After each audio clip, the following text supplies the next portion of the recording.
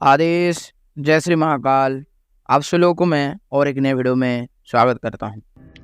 आज मैं आप सभी लोगों को क्रोध भैरव साधना का विधान देने जा रहा हूं। यह अत्यधिक तंत्र का गोपनीय साधना है। यह साधना हालांकि एक दिवसीय है, लेकिन तीक्ष्ण प्रभावी साधना है। साधना अगर सही तरीके से अगर साधक कर ले तो उसके ऊपर स्थित नवग्रह बाधा आदि सब नष्ट हो जाते हैं। कहा जाता है तंत्र शास्त्रों में कि इस साधना को जो व्यक्ति संपन्न कर लेता है एक बार अपने जीवन में, उसके ऊपर से नवग्रह का जो दुष्प्रभाव है वो नष्ट हो जाता है। विविध प्रकार के जो तंत्र प्रयोग अगर साधक के ऊपर किए जाते हैं तो वो तत्क्षणात नष्ट हो जाते हैं। क्रोध भैरव की कृपा से साधक निर्भय होकर इस संसार में विचरण करने लगता है बोल के तंत्र शास्त्र में कहा गया है। उस साधक के हस्तगत विविध प्रकार की तंत्र सिद्धियां प्राप्त हो जाते हैं बोल के तंत्र शास्त्र इसका वर्णना देते हैं इस क्रोध भैरव साधना के ऊपर। तो आज मैं उसी क्रोध भैरव साधना को आज आप सभी लोगों को बताऊंगा। ये एक दिवसीय प्रयोग विधि में आप सभी लोगों को बता रहा हूँ। ये एक दिवसीय प्रयोग आप करके अपने जीवन में फायदा उठा सकते हैं। तो अभी हम जानते हैं कि इस प्रयोग विधि को किस दिन कर सकते हैं आप। किसी भी सप्ताह के रविवार को, या फिर पूर्णिमा तिथि को, या फिर कृष्ण पक्ष की अष्टमी, चतुर्दशी, अमावस्या और पंचमी तिथि को ये प्रयोग आप अपने घर में कर सकते हैं।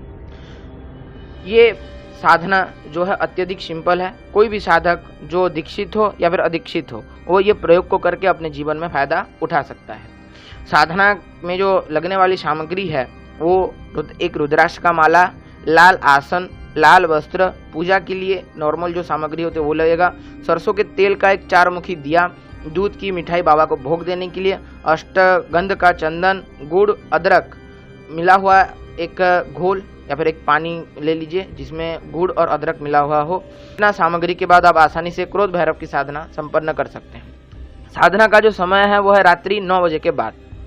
रात्रि 9 बजे के बाद ये साधना आप कर सकते हैं। विधि पूर्वक नहा धो के स्वच्छ वस्त्र पहन के पूर्व या फिर उत्तर की ओर मुख करके एकांत कक्ष में बैठ जाएं।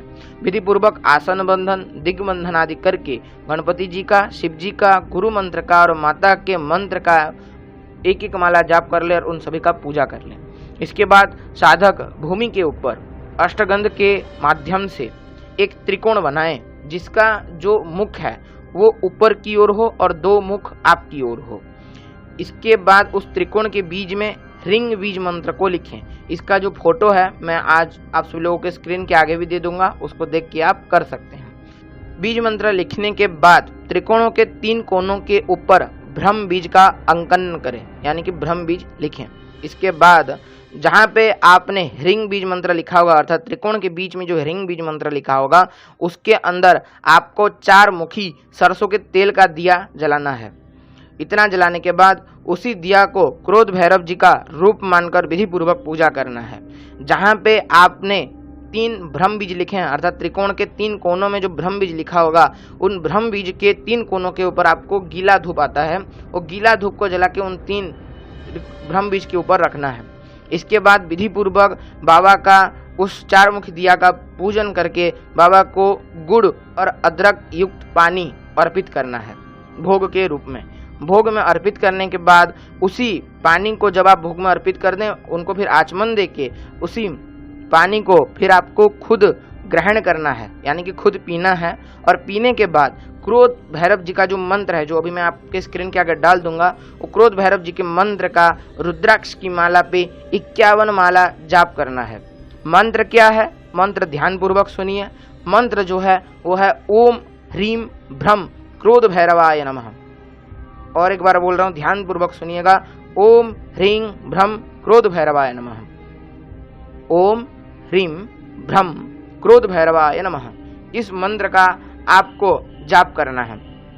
कितना जाप करना है? 51 माला जाप करना है। 51 माला जाप करने के बाद हो सके तो आप विधि पूर्वक इस मंत्र का यज्ञ कर सकते हैं।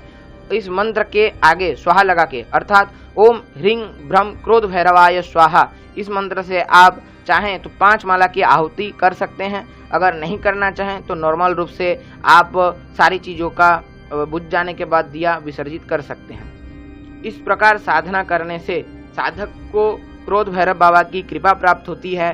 और इन एक दिवसीय प्रयोग के बाद नित्य प्रति अगर आप इस मंत्र का जाप करते हैं तो आपके जीवन में अवश्य चेंज दिखेगा।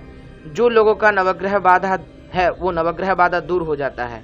जो लोगों का विविध प्रकार के कार्यों में समस्या आ रहा है, कार्य सफल नहीं हो रहा है, उस स्थिति में आप ये साधना करके आप उन कार्यों को सिद्ध कर सकते हैं या फिर सफल कर सकते हैं। अगर साधकगण इस मंत्र से यज्ञ करना चाहें तो आम की लकड़ी पे सरसों के तेल, हवन सामग्री, काला तिल, सफेद तिल, गुड़, शहद, चीनी मिला के, हो सके तो अगर धन प्राप्ति का इच्छा हो तो पंचमेवा मिला के इसका विधि पूर्वक 5 माला का आहुति साधकगण कर सकते हैं।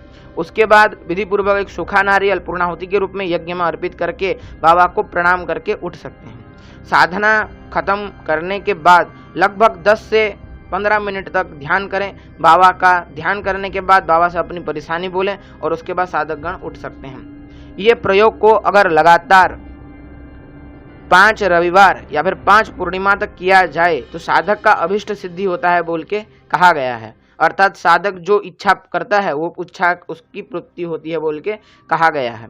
तो साधक गणों के लिए ये एक दिव्य साधना मैंने प्रकाशित कर दिया। साधकगण इस साधना को करके अपने जीवन में आगे बढ़ सकते हैं। अगर आप सभी लोग को आज का वीडियो अच्छा लगता है तो बस लाइक करें, शेयर करें, सब्सक्राइब करें।